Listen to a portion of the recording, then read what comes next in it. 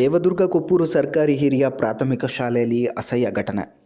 ದೇವದುರ್ಗ ತಾಲೂಕಿನ ಕೊಪ್ಪೂರು ಸರ್ಕಾರಿ ಹಿರಿಯ ಪ್ರಾಥಮಿಕ ಶಾಲೆಯಲ್ಲಿ ಮಕ್ಕಳಿಗೆ ನೀಡಲಾಗುವ ಬಿಸಿ ಊಟವನ್ನು ಶೌಚಾಲಯದ ಪಕ್ಕದಲ್ಲೇ ತಯಾರಿಸುತ್ತಿರುವ ಗಂಭೀರ ಘಟನೆ ಬೆಳಕಿಗೆ ಬಂದಿದೆ. 3 ಮಹಡಿ ಕಟ್ಟಡ ಹಾಗೂ ಅಗತ್ಯ ಸೌಲಭ್ಯಗಳು ಇದ್ದರೂ ಕೂಡ ಸ್ವಚ್ಛತೆಯ ಕಡೆಗೆ ಸಂಪೂರ್ಣ ನಿರ್ಲಕ್ಷ್ಯ ಕಂಡುಬಂದಿದ್ದು ಪೋಷಕರು ಮತ್ತು ಗ್ರಾಮಸ್ಥರಲ್ಲಿ ಆತಂಕ ಹುಟ್ಟಿಸಿದೆ.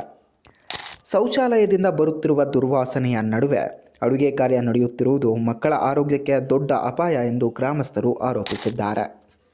ಶಾಲೆಯಲ್ಲಿ ಸ್ವಚ್ಛತೆಯ ಪಾಠ ಕಲಿಸುವವರೇ ಸ್ವಚ್ಛತೆಗೆ ಮಹತ್ವವನ್ನು ನೀಡದೇ ಇದ್ದರೆ ಮಕ್ಕಳಿಗೆ ಯಾರು ಬೋಧಿಸಬೇಕು ಎಂದು ಪೋಷಕರು ಪ್ರಶ್ನಿಸಿದ್ದಾರೆ.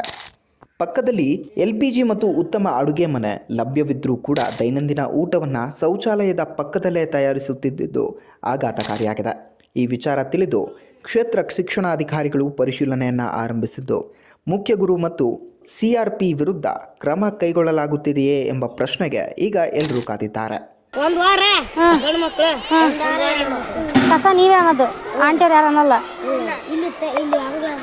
ಅಂಗಳ ಎಲ್ಲ ಅವ್ರು ಅಂತಾರೆ, ನೀವು ಕ್ಲಾಸ್ ರೂಮ್ಸ್ ಎಲ್ಲ ನೀವು ಅಂತೀರ.